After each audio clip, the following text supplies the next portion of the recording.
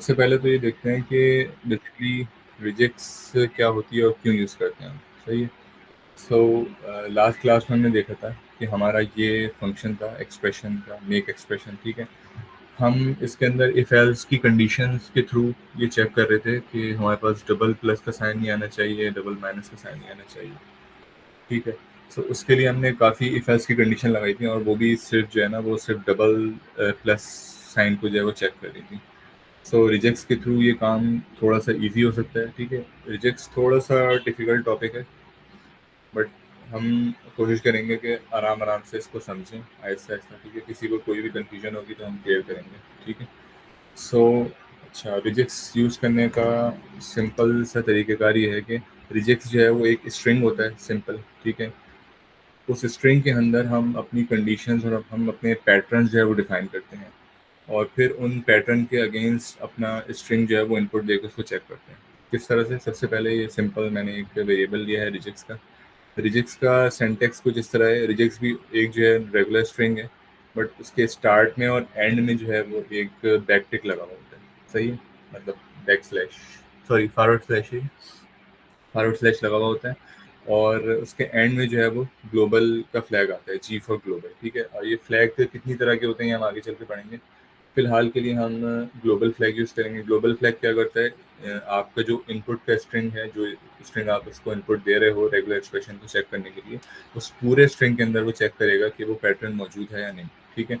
अब यहाँ पे सिंपल सी मैंने एक रेगुलर एक्सप्रेशन लिखी है। ठीक है। इस एक्सप्रेशन के अंदर ये स्लैश और ये स्लैश जो है ये इसका सेंटेक्स है, और ये जी भी इसका सेंटेक्स है। बीच में क्या बचा? ए। दैट मीन्स ये रिजेक्ट जो है वो ए को चेक करेगी कि उस स्ट्रिंग के अंदर ए है या नहीं। सही है। उसको चेक करने का तरीका क्या है? सिंपली हम लिखेंगे रिजेक्ट्स, और इसके अंदर एक फंक्शन मिल जाएगा हमें टेस्ट का। ये फंक्शन सिर्फ रेगुलर एक्सप्रेशन पे ही मिलेगा। ठीक है। रेगुलर एक्सप्रेशन कब बनेगी? जब आपने किसी भी स्ट्रिंग के अंदर आपने जो है वो फॉरवर्ड स्लैश जो है वो यूज़ किए हैं उसके स्टार्ट में और एंड में। ठीक है। तब जाके ये फंक्शन आप एक्सेस कर सकते हैं। अब ये टेस्ट का फंक्शन जो है ये आर्गुमेंट हमसे लेता है। इस आर्गुमेंट के अंदर हम एक स्ट्रिंग डायरेक्टली पास कर देंगे। ठीक है। उस स्ट्रिंग के अंदर हम लिखेंगे ABC, और ये हमें एक आंसर बूलियन वैल्यू में जो है रिटर्न करता है। इसको हम सिंपली यहाँ पे कंसोल कर लेंगे। ठीक है। अब देखें यहाँ पे हमारे पास आंसर आ गया ट्रू। डेट मीन्स हमारा जो स्ट्रिंग था उसके अंदर ए मौजूद था, तो इसने ट्रू रिटर्न कर दिया। अब अगर मैं यहाँ से ए को रिमूव कर दूंगा, अब यहाँ पे आ गया मेरे पास फॉल्स, यानी ए के अलावा और कुछ भी होगा तो ये फॉल्स रिटर्न करेगा, एल्स ट्रू रिटर्न करेगा। ठीक है। अभी हमने सिंपल सिर्फ इसको एक ही स्ट्रिंग दिया है, हम यहाँ पे इसको ए बी भी कर सकते हैं। ठीक है। अब ए बी में भी फॉल्स देगा। अगर मैं यहाँ पे ए बी लिखूँ, अब देखें अब यहाँ पे आंसर आ रहा है आपके पास ट्रू। ठीक है। आंसर विजिबल करने के लिए यहाँ पे मैं लिख देता हूँ आंसर।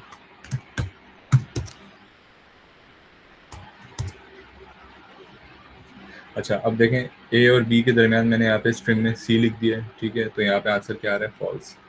अच्छा, रिजेक्ट जो है वो एग्जैक्ट पैटर्न्स चेक करता है। ठीक है। यानी यहाँ पे अगर मैंने ए भी दिया है तो वो इस स्ट्रिंग के अंदर चेक करेगा कि इस स्ट्रिंग के अंदर ए या बी मौजूद है या नहीं। सही है। अगर मौजूद होंगे तो ट्रू रिटर्न कर देगा, मौजूद नहीं होंगे तो फॉल्स रिटर्न कर देगा। अच्छा, ये तो बात हो गई बिल्कुल सिंपल, एक सिंपल से रिजेक्ट बनाई और एक सिंपल सा पैटर्न बनाया। ठीक है। इससे कहीं ज़्यादा और कॉम्प्लेक्स पैटर्न होता है। ठीक है। यहाँ पे आप लोग का ये क्वेश्चन होगा कि सिर्फ अगर ए और बी चेक करना है तो हम डॉट इंक्लूड से भी चेक करते हैं। ठीक है। स्ट्रिंग के अंदर एक फंक्शन होता है डॉट इंक्लूड्स का, जिससे हम जो है वो स्ट्रिंग के अंदर कोई भी सब स्ट्रिंग चेक कर सकते हैं। ठीक है। बट रिजेक्ट जो है उससे और भी कहीं ज़्यादा आपको फंक्शनैलिटी जो है ना वो प्रोवाइड करता है। ठीक है। उसके हम जो है वो स्टेप बाय स्टेप आएंगे। अभी यहाँ तक जो है वो सब चीज़ें क्लियर हैं कि रिजेक्ट जो है वो बिल्ड कैसे होगी, और रिजेक्ट्स के थ्रू हम किसी भी स्ट्रिंग को टेस्ट कैसे करेंगे। ठीक है। यहाँ तक सब चीज़ें क्लियर हैं। अगर किसी को कुछ भी अनक्लियर है सो मैं रिपीट कर देता हूँ। जी, आई होप सबको क्लियर होगा। अच्छा, अब क्योंकि रिजेक्ट्स का पैटर्न जो है ना वो थोड़ा सा डिफ़िकल्ट है, सो रिजेक्ट्स बिल्ड करने के लिए आई विल सजेस्ट कि आप ये वेबसाइट यूज़ करें, regex101.com। सही है। यहाँ पे आप जाएँ, और यहाँ पे आप मैं इसको फुल स्क्रीन करूँ। यहाँ पे आपकी रेगुलर एक्सप्रेशन आप बिल्ड कर सकते हैं, और यहाँ पे वो आपका रियल टाइम आंसर भी आपको जो है वो कैलकुलेट करके बता रहा होगा। ठीक है। अब यहाँ पे फॉरवर्ड स्लैश लगाया हुआ है उन्होंने, यहाँ पे फॉरवर्ड स्लैश लगाया हुआ है एंड में, ठीक है। बीच में हम कोई भी अपनी रेगुलर एक्सप्रेशन जो है वो लिख सकते हैं, ठीक है।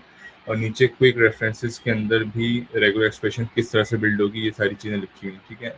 हम सारी चीज़ें आज डिस्कस नहीं करेंगे क्योंकि रिजिक्स के अंदर बहुत सारी चीज़ें हैं, लाइक ईमेल का पैटर्न किस तरह चेक करना है, मतलब हम स्ट्रिंग के अंदर कोई भी पैटर्न किसी भी तरीके का चेक कर सकते हैं, पासवर्ड की वैलिडेशंस लगा सकते हैं, ठीक है। अभी हम बात कर रहे हैं स्पेसिफिकली हमारा जो यूज़ केस है हमारे कैलकुलेटर का, जो हमारे पास वैलिडेशन का प्रॉब्लम है वो ये है कि हमारे पास डबल प्लस का साइन नहीं आना चाहिए, डबल या ट्रिपल, सही है। तो उसके लिए हम सबसे पहले तो आइडेंटिफाई करते हैं कि हमें कौन से पैटर्न्स हैं जिनको हमें ढूंढना है अपने स्ट्रिंग के अंदर। तो हमारे पास प्लस प्लस नहीं होना चाहिए, प्लस माइनस नहीं होना चाहिए, सिमिलरली प्लस के साथ स्टेरिक नहीं होना चाहिए, मल्टीप्लाई, और प्लस के साथ डिवाइड नहीं होना चाहिए, सही है। सिमिलरली माइनस के साथ भी बाकी चार नहीं होने चाहिए। तो टोटल हमारे पास 16 कॉम्बिनेशंस बनेंगे जो कि फिलहाल हम देखेंगे उनको किस तरह हैंडल करना है कि हमारे पास डबल प्लस का साइन ना आए, ठीक है। उससे पहले हम कुछ बेसिक चीज़ें, अच्छा ये सारे लिंक्स मैं आप लोगों के साथ शेयर कर दूंगा। ये डेवलपर गाइड है फॉर रेगुलर एक्सप्रेशन, ठीक है। इसके अंदर भी रेगुलर एक्सप्रेशन के सारे सेंटेक्स वगैरह लिखे हुए हैं कि किस तरह रेगुलर एक्सप्रेशन बिल्ड करनी है, उसको चेक करना है, ठीक है। अभी हम थोड़ा सा बेसिक से स्टार्ट करते हैं, सही है। अच्छा, रेगुलर एक्सप्रेशन के अंदर अभी तो हमने ये देखा कि हम सिंपली स्ट्रिंग किस तरह चेक कर रहे हैं, ठीक है। जैसे मैंने ABC लिखा, अब यहाँ पे जो स्ट्रिंग में टेस्ट कर रहा हूँ उसके अंदर ABC मौजूद नहीं है, तो यहाँ पे इसने मुझे आंसर दे दिया नो मैच, ठीक है। अगर जैसे ही यहाँ पे मैं ABC लिखूंगा तो ये हाईलाइट हो जाएगा और यहाँ पे भी आंसर मुझे मिल रहा है 1 मैच, ठीक है। सो इस वेबसाइट पे आप अपनी जो है ना रिजेक्ट्स बिल्ड करके इजीली चेक कर सकते हैं कि वो आपका पैटर्न जो है उससे मैच हो रहा है नहीं हो रहा है। और बाद में फिर हम उसको जो है ना अपने कोड में मूव करके फिर देखेंगे कि हमें हमारे कोड के अंदर किस तरह उस रिजिक्स को इम्प्लीमेंट करना है। सबसे पहला काम ये है कि रिजिक्स को बिल्ड करना है, ठीक है। सो रिजिक्स के अंदर जो है ना कुछ स्पेशल कैरेक्टर्स होते हैं जिनके थ्रू हम पैटर्न जो है बना रहे होते हैं, ठीक है। तो सबसे पहला जो कैरेक्टर है डेट इज प्लस। अच्छा, प्लस का काम क्या होता है, लेट सपोज हम यहाँ पे ABC, ठीक है। अगर मैं रिजिक्स के एंड में प्लस लगा दूंगा तो वो रिजिक्स के अंदर देखें यहाँ पे ये आपको जो है ना इंडिकेट भी कर रहा है, ये तमाम पैटर्न्स को मैच करेगा अनलिमिटेड टाइम, यानी स्ट्रिंग की जितनी भी लेंथ होगी उस पूरे के पूरे स्ट्रिंग के अंदर आपके इस ABC के पैटर्न को मैच करेगा, ठीक है, till the end of string, ठीक है। तो इस वेबसाइट का फायदा है कि यहाँ पे आप जो जो चीज़ें यूज़ करेंगे आपको यहाँ पे वो बताएगा कि वो उसका क्या काम है, ठीक है। लाइक यहाँ पे अगर हम इसके ऊपर होवर करेंगे ग्लोबल के ऊपर, तो यहाँ पे बता रहा है कि ग्लोबल जो है वो आपके पूरे स्ट्रिंग को चेक कर रहा होता है। अगर हमारा कोई मल्टी लाइन स्ट्रिंग है तो उसके लिए हम यहाँ मल्टी लाइन यूज़ कर लेंगे, जिसके लिए G और M दोनों आएंगे, सही है। फिलहाल हम हमारा सिर्फ एक लाइन का स्ट्रिंग है, ठीक है, तो हम यहाँ पे ग्लोबल यूज़ करेंगे, मल्टी लाइन को रिमूव कर देंगे, सही है। क्योंकि हम यहाँ पे जो भी स्ट्रिंग बिल्ड कर रहे हैं उसके अंदर लाइन ब्रेक कहीं भी नहीं हो रही है, एक सिंगल स्ट्रिंग है, भले से इसकी लेंथ कुछ भी हो, स्ट्रिंग जो है वो एक सिंगल लाइन है, इसके अंदर कोई भी लाइन ब्रेक नहीं है, ठीक है। तो यहाँ पे हम हमेशा जो है ना वो ग्लोबल का फ्लैग यूज़ करेंगे। सो प्लस का काम ये है, प्लस ये करता है कि वन और मोर टोकन्स को चेक करता है, यानी कि हमारे स्ट्रिंग में जितने भी पैटर्न्स होंगे ना, जो जो मैच कर रहे होंगे सबको लेके आएगा और उसका आंसर हमें बता रहा है कि 2 दफ़ा मैच हो रहा है, ठीक है।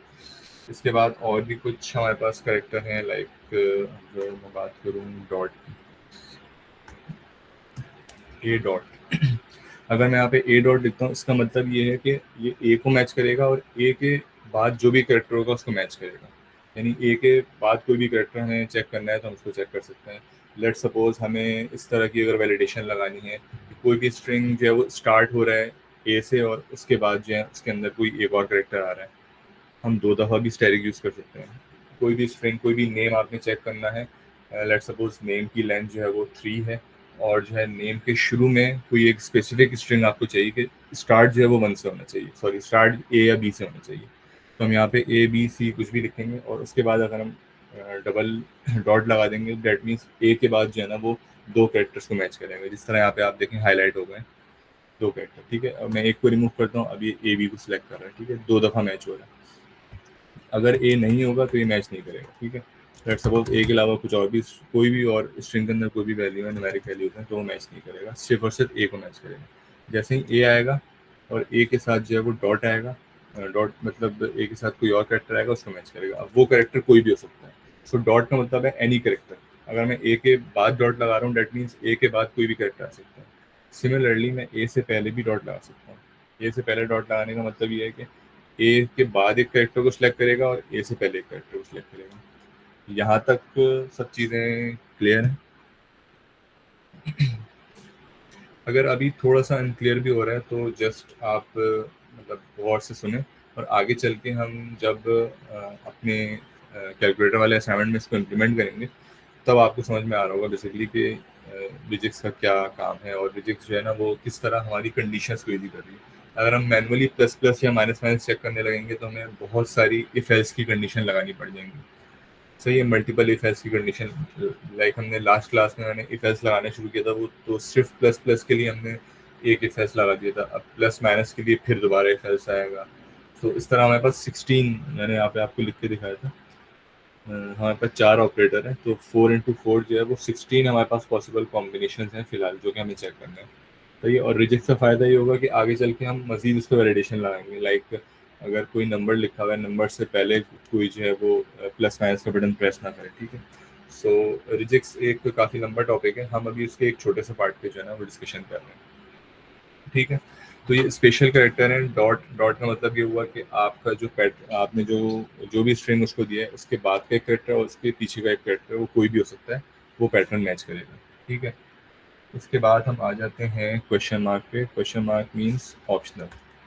अगर ए मैंने लिखा और ए के बाद मैंने क्वेश्चन मार्क लगाया, डेट मीन्स ए के बाद कोई भी कैरेक्टर हो भी सकता है और नहीं भी हो सकता। ठीक है, लेकिन ये हम शायद ही कहीं यूज़ करेंगे, क्योंकि अगर मैं क्वेश्चन मार्क लाऊंगा तो देखें आप ए के बाद ये कैरेक्टर, यहाँ पे भी कैरेक्टर्स आ रहे हैं, यहाँ पे भी कैरेक्टर्स आ रहे हैं, तो यहाँ पे आंसर आ रहा है 41 मैचेस, क्योंकि इस ए के बाद बहुत सारे कैरेक्टर्स हैं। सही, सो ये हम शायद ही कभी यूज़ करेंगे।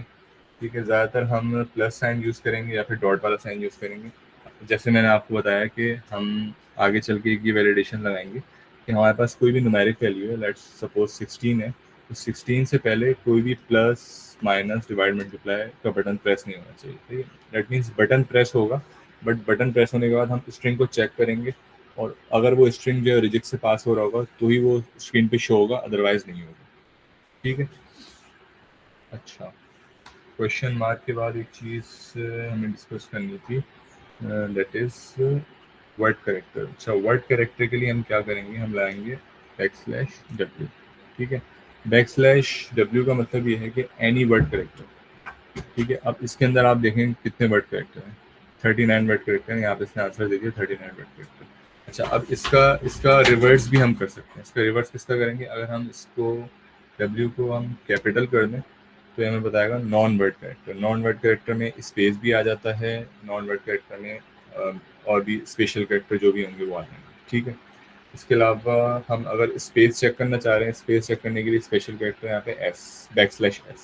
अच्छा, \s क्यों है, क्योंकि अगर मैं सिर्फ s लिखूंगा तो वो स्ट्रिंग के अंदर सर्च करेगा s। स्ट्रिंग में अभी कोई भी s नहीं है, अगर मैं एक s इंसर्ट कर दूंगा तो यहाँ पे आ गया 1 मैच। ठीक है, लेकिन क्योंकि s जो है वो रेगुलर एक्सप्रेशन के अंदर एक स्पेशल कैरेक्टर है फॉर फाइंडिंग स्पेस कैरेक्टर, तो इसके लिए हम यहाँ पे बैकस्लैश यूज़ करेंगे। ठीक है, बैकस्लैश शायद मैंने आप लोगों को पढ़ाया नहीं था। बैकस्लैश के लिए एक चीज़ हम पहले ये देख लेते हैं कि बैकस्लैशेस हमें कहाँ यूज़ करनी है। लेट सपोज हमारे पास कोई स्ट्रिंग है, सही, चलें रेजिक्स की स्ट्रिंग की बात करें, आई एम डूइंग वर्क। ठीक है, अच्छा, अब इस स्ट्रिंग के अंदर अगर आई एम को हम शॉर्ट करके लिखेंगे और यहाँ पे जो है वो हम अगर लगाना चाहते हैं, लेट सपोज मैंने सिंगल कोटेशन लगाई है और इसके अंदर अगर मैं डबल कोटेशन लगाना चाहता हूँ या इसके अंदर अगेन सिंगल कोटेशन रिपीट करना चाह रहा हूँ, तो यहाँ पे ये स्ट्रिंग जो है ना वो यहाँ पे सेंटेक्स एरर देगा। क्यों, क्योंकि कंपाइलर ये समझेगा कि यहाँ पे स्ट्रिंग एंड हो रहा है और यहाँ पे सेंटेक्स एरर आ जाएगा। ठीक है, सो बैकस्लैश जो है वो इसलिए यूज़ होता है कि अगर स्ट्रिंग के अंदर जैसे आपको क्या कहते हैं, कोई भी स्पेसिफिक वर्ड है, जैसे हमारे पास यहाँ पे क्या कहते हैं इसको, सिंगल कोटेशंस है, अगर इस वर्ड को हमें इग्नोर करना है तो हम यहाँ पे बैकस्लैश लगाएंगे। ठीक है, अब यहाँ पे ये एक वैलिड सिंटैक्स है और जब इसका आउटपुट हम देखेंगे तो इसका आउटपुट के अंदर हमें जो है वो स्ट्रिंग नज़र आएगा। तो ये देखो, सो विदाउट बैकस्लैश में यहाँ पे जो है वो सिंगल कोटेशन मार्क यूज़ नहीं कर सकता, ठीक है। सो अगर मैं बैक स्लैश लगाऊंगा तो कंपाइलर इसको कंपाइल करते हुए इग्नोर कर देगा आगे वाले बैक स्लैश, ठीक है। मतलब ये पार्ट ऑफ सेंटेक्स जो है वो काउंट नहीं होगा, फिर स्ट्रिंग का सेंटेक्स जो है वो यहाँ से शुरू होगा और यहाँ खत्म हो जाएगा, ठीक है। तो बैक स्लैश का ये काम होता है। इसी तरह और भी बहुत सारे बैक स्लैश के साथ हम कैरेक्टर यूज़ कर सकते हैं, लाइक बैक स्लैश एन से जो है वो लाइन ब्रेक होती है, ठीक है। अब यहाँ पे आप देखें आई के बाद लाइन ब्रेक हो गया। बैक स्लैश टी से आई गेस स्पेस आता है, ये देखो बैक स्लैश टी से 6 स्पेस का जो है ना वो डिस्टेंस आ जाएगा, ठीक है। तो ये काम होता है बैक स्लैश का।